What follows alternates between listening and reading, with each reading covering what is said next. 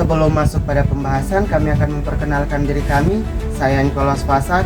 Saya Benedikta Watulangko. Saya Koni Sisilia Tamboto. Dan mari saat ini kita masuk ke pembahasan selanjutnya. Reformasi Protestan adalah gerakan pembaharuan besar dalam Gereja Barat yang dipimpin oleh tokoh-tokoh seperti Martin Luther, John Calvin, dan Ulrich Zwingli. Dimulai pada awal abad ke-16, gerakan ini bertujuan untuk memperbaiki berbagai praktek yang dianggap menyimpang dalam Gereja Katolik, seperti penjualan surat indulgensi. Reformasi Protestan tidak hanya berdampak pada kehidupan rohani umat, tetapi juga pada aspek sosial, politik, dan budaya di Eropa. Dan akhirnya, Konsili Trente diadakan sebagai respon langsung Gereja Katolik terhadap Reformasi Protestan yang telah menantang doktrin, otoritas, dan praktik-praktik gereja. Gerakan reformasi telah menyebabkan perpecahan besar dan pengaruh Protestan semakin meluas.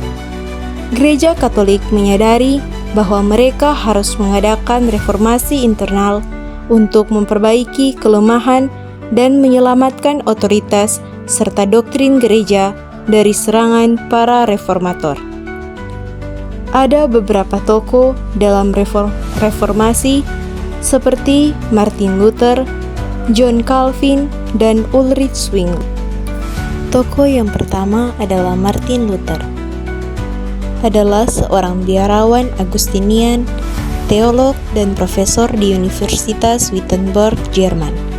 Ia dibesarkan dalam lingkungan yang akrab dengan praktik-praktik kesalehan kepercayaan Katolik tradisional. Ibunya seorang pendoa devosi yang mengajarkan dan mendorong anak-anaknya agar menghadiri perayaan Ekaristi secara teratur. Tetapi semakin terganggu oleh berbagai praktik yang dianggapnya korup di dalam gereja, khususnya penjualan indulgensi. Indulgensi adalah surat pengampunan dosa yang dijual oleh gereja yang diyakini dapat memperpendek waktu seseorang di api penyucian. Luther melihat ini sebagai penyalahgunaan kekuasaan gereja yang mengorbankan umat. Pada tanggal 31 Oktober 1517, Luther menempelkan 95 dalil di depan pintu Gereja Kastil Wittenberg sebagai bentuk protes terhadap penjualan indulgensi. Dalam dokumen ini, Luther mengkritik praktek indulgensi dan menekankan bahwa keselamatan hanya bisa dicapai melalui iman kepada Kristus, bukan melalui perbuatan baik atau pembayaran kepada gereja, dan juga suatu upaya agar gereja mau mengintrospeksi diri. Gereja perlu memperbaiki kekeliruan dan bangkit ke arah yang lebih baik. Meskipun begitu, usaha Luther ini mengalami kesia-siaan. Para pemimpin gereja pada masa itu melihat usaha Luther ini sebagai upaya penggulingan kekuasaan. Luther menekankan konsep sola fide atau hanya iman.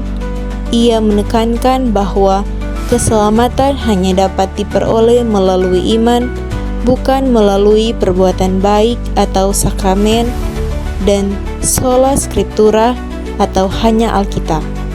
Luther percaya bahwa Alkitab adalah satu-satunya otoritas tertinggi dalam agama, menolak otoritas gereja dan paus sebagai otoritas tertinggi.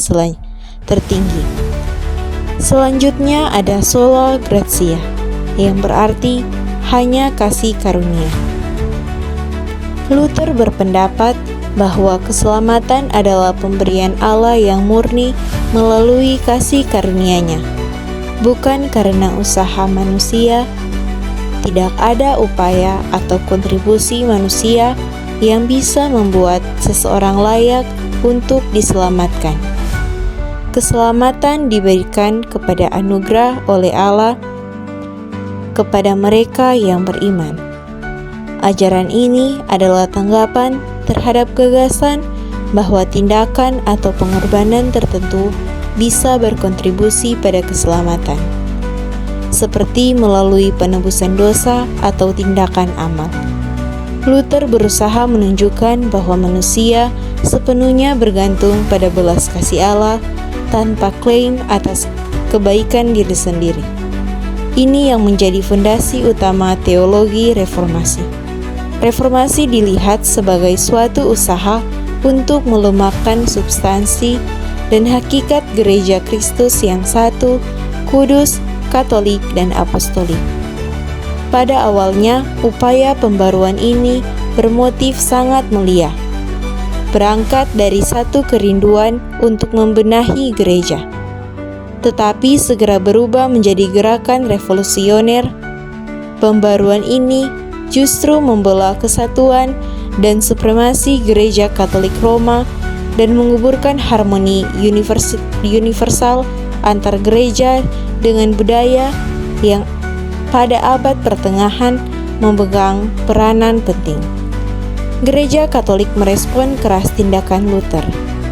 Pada tahun 1521, Paus Leo ke-10 mengeluarkan dekret yang memerintahkan Luther untuk mencabut ajarannya. Namun, Luther menolak dan dipanggil untuk menghadiri Diet of Worms pada tahun yang sama. Di sana ia diberi kesempatan untuk mencabut pendapatnya, tetapi Luther menegaskan bahwa ia tidak dapat mengingkari ajarannya kecuali ditunjukkan bahwa ia salah berdasarkan Alkitab. Akibatnya, ia diekskomunikasi oleh gereja Katolik. Setelah ekskomunikasi, Luther menemukan perlindungan di Kastil Wartburg, di mana ia menghabiskan waktu untuk menerjemahkan Alkitab ke dalam bahasa Jerman. Ini adalah kontribusi besar bagi reformasi karena membuat Alkitab lebih mudah diakses oleh orang awam yang sebelumnya hanya bisa membaca teks dalam bahasa Latin. Luther juga menulis banyak buku dan pamflet yang memperjelas doktrin-doktrin baru Protestan, seperti penolakan terhadap otoritas paus, sakramen-sakramen yang tidak berdasarkan Alkitab, dan doktrin keselamatan melalui iman saja. Gerakan Luther mengarah pada pembentukan Gereja Lutheran, yang menjadi denominasi Protestan pertama. Luther juga memperkenalkan gagasan tentang pendeta yang menikah, yang berbeda dengan selibat di dalam iman Katolik. Ajaran-ajarannya memiliki pengaruh luas di Jerman dan negara-negara Skandinavia.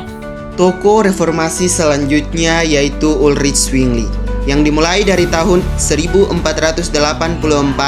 sampai 1531. Ulrich Zwingli adalah seorang reformator asal Swiss yang hampir sejaman dengan Luther, meskipun gerakan reformasi yang dipimpinnya berkembang secara independen dari Luther.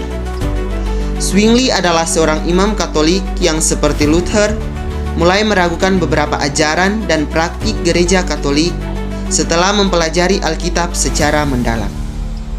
Zwingli memulai gerakan reformasi di Zurich, Swiss pada awal tahun 1520-an. Ia menolak tradisi Katolik yang tidak ditemukan dalam Alkitab, seperti peribadatan terhadap gambar dan patung, puasa wajib, serta misa Latin. Zwingli mendesak agar gereja kembali ke dasar Alkitab dan hanya ajaran yang secara eksplisit tercantum dalam Alkitab yang harus diikuti oleh umat Kristen. Meskipun Zwingli dan Luther sepakat dalam banyak hal, mereka berbeda pandangan dalam hal perjamuan kudus. Luther percaya bahwa tubuh dan darah Kristus hadir secara nyata dalam roti dan anggur melalui konsubstansiasi, meskipun bukan transubstansiasi seperti yang diajarkan oleh Katolik. Zwingli di sisi lain menganggap perjamuan kudus sebagai tindakan simbolis di mana roti dan anggur hanya melambangkan tubuh dan darah Kristus, tetapi tidak secara fisik maupun spiritual hadir. Zwingli berperan penting dalam memimpin gerakan reformasi di seluruh wilayah Swiss tetapi gerakannya juga memicu konflik dengan kaum Katolik yang lebih konservatif. Pada tahun 1531, Zwingli gugur dalam perang Kapel, sebuah pertempuran antara kanton-kanton Swiss yang tetap Katolik dan yang telah beralih ke reformasi. Setelah kematiannya, penerus Zwingli di Swiss melanjutkan reformasi dengan mengikuti garis yang lebih mirip dengan ajaran Calvin. Warisan Zwingli diteruskan oleh gereja Reformed di Swiss, terutama di Zurich dan Basel. Meskipun gerakannya pada akhirnya digabungkan dengan gerakan Calvin, Zwingli tetap dihormati sebagai bapak reformasi di Swiss.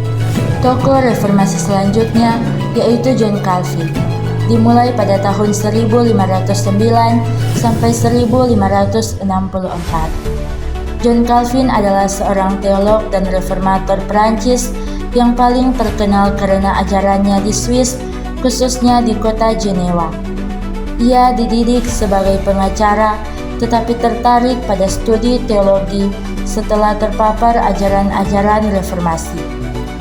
Calvin adalah salah satu tokoh terpenting dalam reformasi Protestan dan dikenal karena teologi yang sistematis serta pengaruhnya terhadap perkembangan gereja Reformed di seluruh dunia. Karya utama Calvin adalah Institutio Christianae Religionis atau Institusi Agama Kristen yang pertama kali diterbitkan pada tahun 1536. Buku ini adalah presentasi sistematis dari teologi Protestan dan menjadi teks penting bagi para reformator.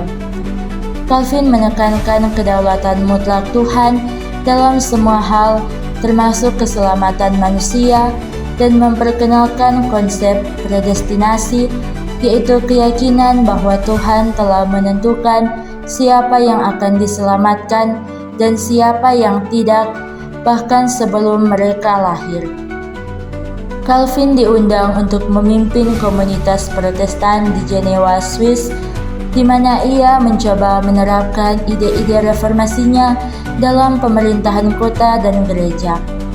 Ia membantu membangun struktur pemerintahan gereja yang dikenal sebagai Presbyterian, di mana gereja-gereja lokal dipimpin oleh Dewan Penatua atau Presbiter dan diorganisir di bawah struktur pemerintahan yang lebih besar, bukan di bawah otoritas paus atau uskup tunggal. Calvin juga menetapkan disiplin moral yang ketat di Jenewa dengan menegakkan aturan-aturan ketat mengenai perilaku pribadi, ibadah, dan kehidupan masyarakat. Ia percaya bahwa kehidupan masyarakat harus sesuai dengan prinsip-prinsip Alkitab, dan ini termasuk pengawasan ketat terhadap kebiasaan warga. Salah satu ajaran Calvin yang paling kontroversial yaitu doktrin predestinasi yang menyatakan bahwa Tuhan telah memilih siapa yang akan diselamatkan atau eleksi dan siapa yang akan dihukum, dan bahwa manusia tidak memiliki kendali atas nasib rohaninya. Calvin menegaskan bahwa keselamatan hanya mungkin melalui anugerah Tuhan yang tidak dapat ditolak, dan tindakan manusia tidak dapat mengubah keputusan Tuhan ini. Ajaran ini menjadi pusat teologi Calvin dan menjadi dasar bagi banyak gereja Reformed di seluruh dunia. Ajaran Calvin menyebar luas di Swiss, Prancis, Skotlandia, dan Belanda. Di Prancis, pengikut Calvin dikenal sebagai Huguenot, sementara di Skotlandia melahirkan gereja Presbyterian yang dipimpin oleh John Knox. Ajaran Calvin juga menjadi dasar bagi Puritan di Inggris dan koloni-koloni Amerika. Pemikirannya mengenai pemerintahan gereja yang demokratis juga mempengaruhi perkembangan konsep demokrasi di dunia Barat.